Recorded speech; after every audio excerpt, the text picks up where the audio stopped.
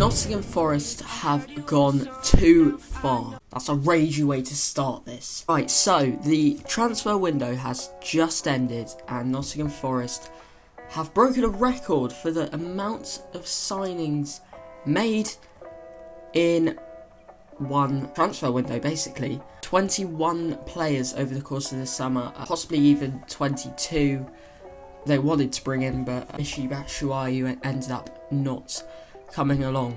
So, this is, I'm just going to give my reaction to what I think, firstly, of each of these transfers, and then I'm going to talk a bit about, do we really need 21 transfers in a transfer window? So, this is sorted by the reported fees. So, we start with Morgan Gibbs-White, coming in from Wolves for 42.5 million, potentially. Obviously, like I say, a Wolves midfielder. So he's been out on loan at Swansea and Sheffield United.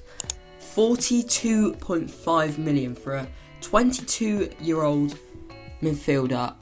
I see this as an investment, and it could go very well, it could go pretty badly. Obviously he was getting into Wolves starting 11 for the first few games of the season, so I don't think there's much worry there that he's not a Premier League starter. Also given the number 10 shirt, so a lot of expectation on his shoulders. You gotta wonder, will he perform or not? Will he be the kind of creative outlet that they're hoping him to be? And I think he was kind of a natural progression. As soon as I saw that signing, I was like, I think that's actually a good move, because clearly he wasn't as happy as he could have been at Wolves, because he wasn't playing as much as maybe he wanted to. He was out on loan last season when maybe he didn't want to be. He wanted to be around the first team. But no, I'd say in summary, very, very decent signing for Nottingham Forest there. A lot of money though, a massive price tag, 42.5 million. You've got to argue, could you get a more established player for that kind of money? I know it's his age. Next up, the next most expensive player, £20 million, Emmanuel Dennis.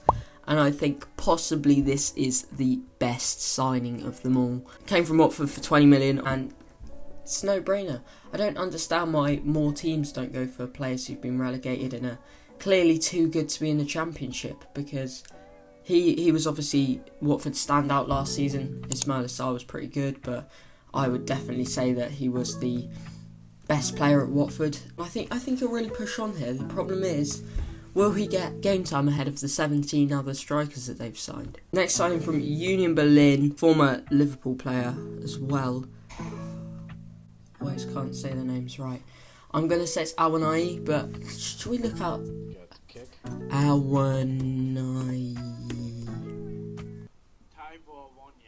Awonye. Is that it? So apparently it's Awonye, but I'll say that. I'll call him Taiwo for now. Last season in the Bundesliga, scored 15 goals, 1 assist. The season before, 5 goals and 2 assists. Obviously a player coming into his prime at 25 years old. Again, another decent signing. I think the fact that he's not proven in the Premier League is always a risk. Yeah, not too bad. I would have gone for Emmanuel Dennis first, and got him in as the main striker instead of him. But maybe they'll play up top together in the end. Next up, £16 million, Nico Williams, right back, very good player. Came through the academy ranks for Liverpool. He's a very attacking player, was on loan at Fulham a couple of years ago as well. I think a very, very good signing, obviously a natural progression from Jed Spence. Well, not leaving, but going back to Middlesbrough, was it? I think it was Middlesbrough. And then obviously getting sold to Spurs in the end. That is a brilliant signing for a decent right back. I'm going to pick out a couple more because honestly this could take ages. Lewis O'Brien and Harry Toffolo both came from Huddersfield. Very good idea that they brought in the next best team in the Championship's top players from last season. Bit cheeky, but you know, I'm here for it, I'm living for it, so fair enough. Really strengthening that midfield with, of course, who was it?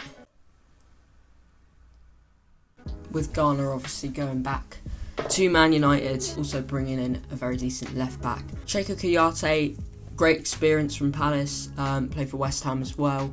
A really good midfielder, a really kind of gritty, a lot of tackles from him. But obviously he's not going to get straight into their midfield, which kind of worries me, because I feel like a midfielder like that that's making tackles all the time needs to be on from the start. So maybe he's just a bit of a waste of a place, really. Jesse Lingard is another one. I didn't like the look of this signing because something tells me it's not going to work.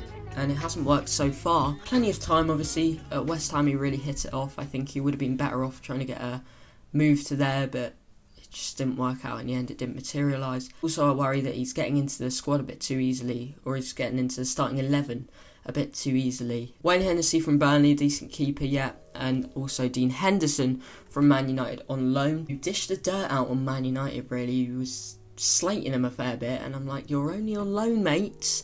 You're only on loan, you're going back there. But a very good keeper, very good for Sheffield United. They have obviously come through the playoffs, they've won the playoffs. It's a very big cash reward from the playoffs. We've seen hundreds of articles on it in the past of how much Aston Villa get and etc. for coming up through those playoffs. It really helps boost the team. And all that money for Nottingham Forest has gone straight back into their club and into the signing of players instead of kind of being kept spread out. And I think that's what I would say would have been done with most other clubs. These signings, yeah, they might have all been made, but they might have been made over 3 years or 2 years, because then you can see if the striker you've signed isn't really working and you need a new one, or you can see if the centre-back you've signed isn't really working, you need a new one. Or you can work out, other team getting a load of clean sheets but not enough goals, or conceding a load of goals and not scoring a load of goals. I don't see many signings coming in after that. If they make more signings in January, they've got so many players. I don't see the attraction of going there late on in the window, knowing that they've signed so many other players, possibly who will start ahead of you, possibly who won't. You're not guaranteed that. You're not guaranteed that you're going to start in this Nottingham Forest layout. But is this too much? And should there be a cap maybe on the amount of players you can sign? I would say there shouldn't be a cap, but I think they've gone about it in a pretty bad way. In that they've signed all their players at once and they've kind of deleted half of their options. They basically signed the whole short list of players they might want to bring in and they've wanted to bring in over the last couple of years. And if it doesn't work out, then they've got a lot of questions to answer, and these price tags like the 42 million one, like the 17, 16 millions, even 8 to 6 million, you're not going to get much in return for them, which does mean that they're going to be making a loss. If they don't survive, this is going to work out really badly for Forest. Let me know your opinions, because I always want to hear them. And this is just my thoughts. We're going to have to see the kind of lineups that they put out as well, because there's going to be some different ones. A lot of players are going to be rotated, I think, and it's going to be very easy to lose your place within this squad. But that's it for another one. We're rolling these out, aren't we? We love it. I'll be looking at the deadline day as well soon, and who's won the transfer window. We'll have a little look at that as well. There's plenty of World Cup stuff, plenty of Premier League stuff. Here's the place to be. Forgot to do the outro, so it's awkward, innit? See you in the next one.